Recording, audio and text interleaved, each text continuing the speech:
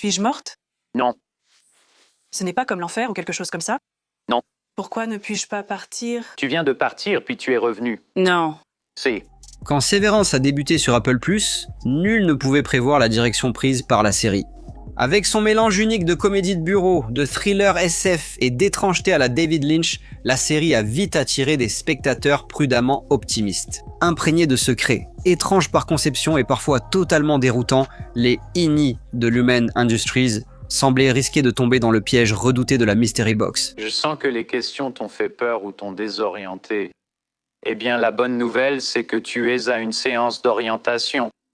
À l'origine de nombreuses fins de séries télévisées décevantes, la formule de la Mystery Box fait depuis longtemps débat auprès du grand public. Et comme Severance soulevait au départ plus de questions que de réponses, il semblait que ce drame rétro-futuriste risquait de décevoir. Dès le début de la saison 2, nos questions ont trouvé réponse, et les showrunners nous ont menés à Cold Harbor, révélant que ces couloirs étaient déjà entièrement cartographiés.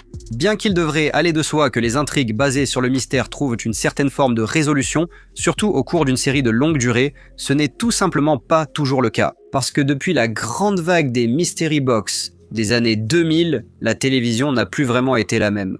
Les gars, Où sommes-nous? En 2007, le réalisateur J.J. Abrams a donné une conférence TED qui a donné un nom au paysage télévisuel en pleine évolution. Ensuite, alors qu'il était le showrunner de la série révolutionnaire Lost, Abrams a inventé sa marque d'énigmes perpétuelles sous le nom de Mystery Box. Nommé d'après un sac surprise non ouvert d'une boutique de magie, le réalisateur explique que le mystère stimule l'imagination. Pour une raison quelconque, je n'ai pas ouvert cette boîte. Et j'ai eu l'impression qu'il y avait quelque chose d'essentiel là-dedans. Et j'ai commencé à penser que parfois, le mystère est plus important que la connaissance. J'ai alors pensé à Lost et à notre travail, et j'ai réalisé que les boîtes mystères sont présentes partout dans ce que je fais. Bien que le goût du secret d'Abrams ait clairement séduit le public au début des années 2000, le concept même de la boîte mystère a fini par lasser la culture en général. De Heroes à Westworld, ces séries ouvertement mystérieuses n'ont cessé de poser des questions sans jamais apporter de réponses satisfaisantes. Et comme des séries à énigmes comme Yellow Jackets ont perpétué cette tradition de climax sans vraie conclusion, beaucoup de spectateurs se sont simplement détournés de l'idée de la boîte mystère. Mais contrairement à de nombreuses autres séries télévisées à mystère qui l'ont précédé, Severance a fait ses débuts avec un plan bien défini. Alors que les INI à la mémoire effacée de l'humaine servent une cause mystérieuse, le public a été submergé de questions pendant ses premiers épisodes. Entre les messages brouillés sur les écrans, la vraie signification de la salle de pause et les manigances d'Harmony Cobell, la première saison de Severance a maintenu le doute. Au lieu de se concentrer sur les intrigues et objectifs plus vastes, la plupart des spectateurs ont surtout été captivés par la force de la créativité à l'œuvre. Est-ce que vous m'avez fait pousser pour me manger et c'est pour ça que je n'ai aucun souvenir? Tu penses qu'on a fait pousser un humain complet et qu'on t'a donné une conscience? Je ne sais pas. Tu t'es fait les ongles. Je ne sais pas. Je ne te connais pas. Non, tu n'es pas du bétail, mon Dieu. Mais surtout, contrairement aux séquences de code abandonnées et aux monstres de fumée ambigus de Lost, Severance sait que le diable se cache dans les détails. Des claviers sans touche échappent de nombreux clins d'œil avec des chèvres et des ajouts de plus en plus extravagants à la mythologie de l'humaine. Severance fait tout pour nous captiver par la construction de son univers. À la grande joie de beaucoup, ces petites énigmes révèlent d'importantes vérités plutôt que de servir de simples MacGuffins de Mystery Box. La fin bouleversante de la première saison a stupéfait de nombreux spectateurs. Après avoir enfreint de nombreuses règles de l'humaine et répondu à de nombreuses questions, on pourrait croire que la série n'avait plus guère de secrets à révéler. Mais même lorsque les INI se sont échappés de l'humaine pour entrer dans le monde réel, Severance a tout de même réussi à renforcer le mystère. Nous sommes des prisonnières. Elle est en vie!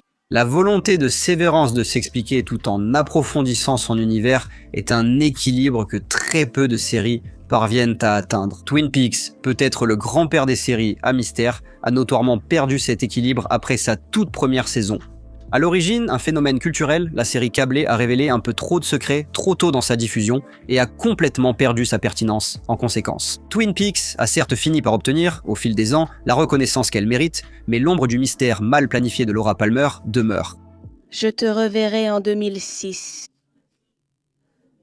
En évitant les erreurs passées, la saison 2 de Severance a défié la malédiction de la deuxième saison et répondu aux attentes.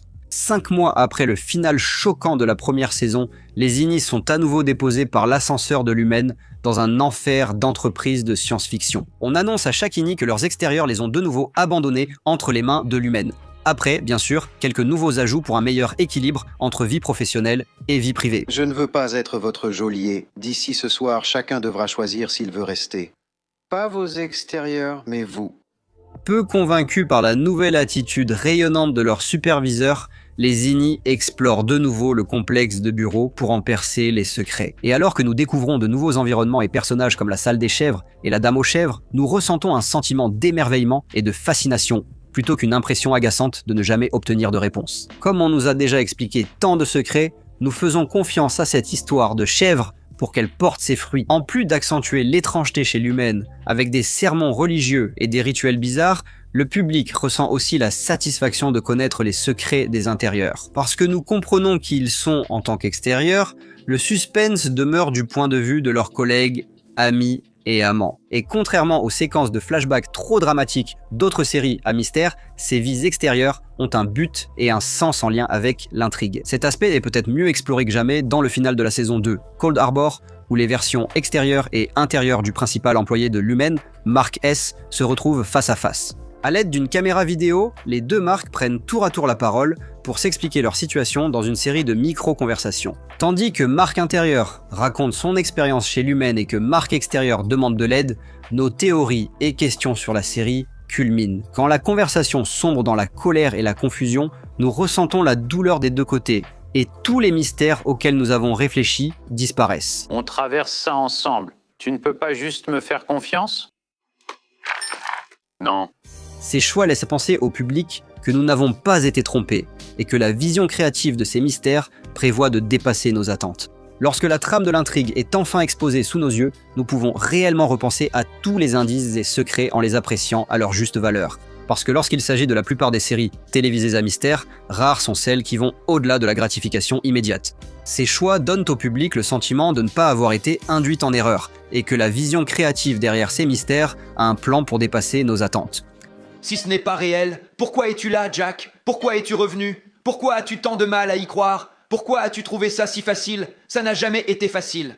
En fait, dans cette désormais célèbre conférence TED, J.J. Abrams admet presque que la boîte à mystère n'est pas livrée avec un mode d'emploi, ni même un simple plan.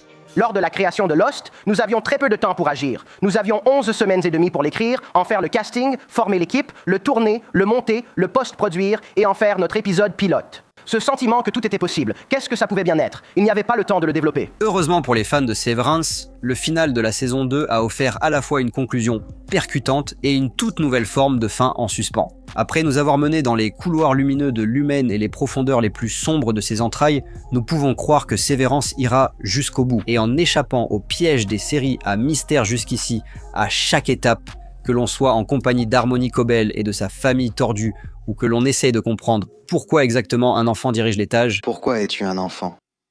À cause du moment où je suis née. La série cherche ce rare équilibre entre le secret et la vérité. Heureusement pour nous, c'est un mystère que Severance a déjà résolu. Eh bien, c'est tout pour l'épisode de cette semaine. Mais dites-nous, quelle série à mystère ne vous a pas convaincu à la fin? Quelles questions sans réponse attendez-vous le plus de voir résolues dans la saison 3 de Severance? Dites-le en commentaire. N'oubliez pas de liker et de vous abonner pour ne rien manquer de nos vidéos nostalgiques.